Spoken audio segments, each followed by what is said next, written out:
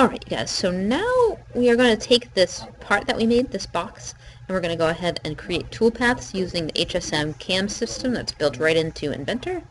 So there's a CAM tab right up top, and if you click over here in this model tree, you can switch to CAM and it'll show the toolpaths that you've set up. Now I already set up some toolpaths, and I'm going to show you how I did it. So I started out with the top of the box, this guy right here,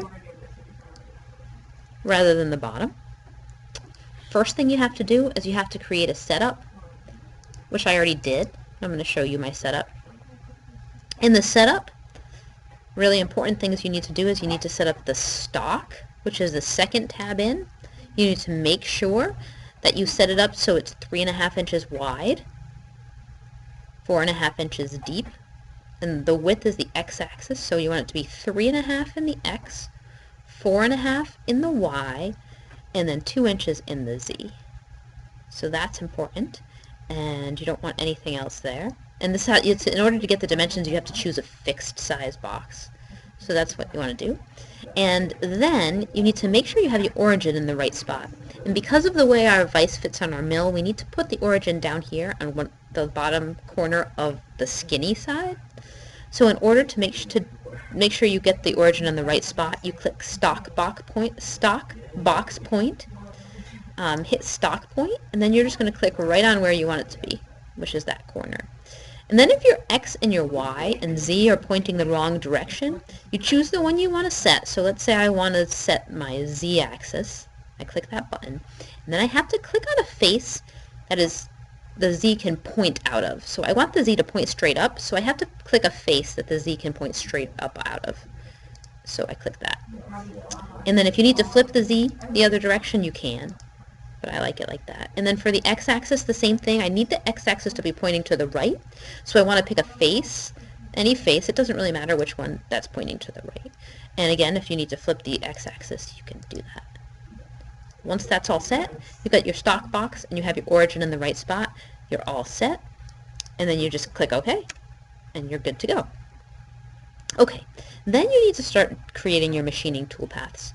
The first thing that you should do is you should do a 2D contour, and a 2D contour is just going to take the tool and it's going to run it along an edge. And you're going to want to run it along the outside edge. Now I already set up the 2D contour, so I'm just going to go into that for you. First tab is always the tool, so you have to pick tool.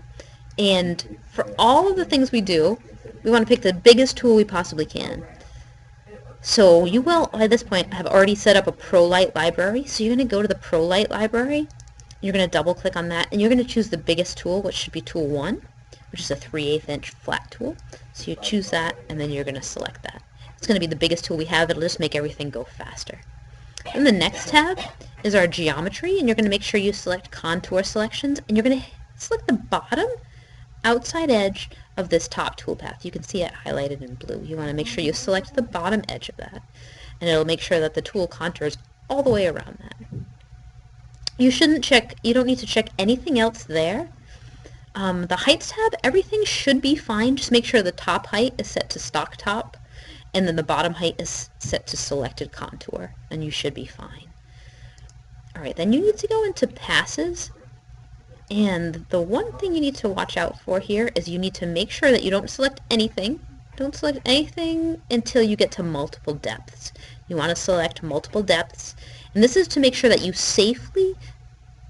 don't cut too much material at once. If you don't pick multiple depths, it'll try to clear the whole thing away in one pass, which could break the tool, and we don't want to do that. So we're going to choose multiple depths, and you want to select your maximum roughing step and put in something around 0.3 inches. If we do that, it'll clear this all away in 3 steps to get down to where you want. So about 0.3 is good for that. And then I select use even step downs, so it spaces everything out evenly. You want to make sure that stock to leave is not checked. We don't want to leave any stock. We just want to do a finishing operation and a roughing operation all in one. So again, make sure you click multiple depths and set your maximum roughing to about 0.3. On the linking you really shouldn't change anything. Everything should be set to the default for the linking, so you should be fine. And then when that finishes, you should see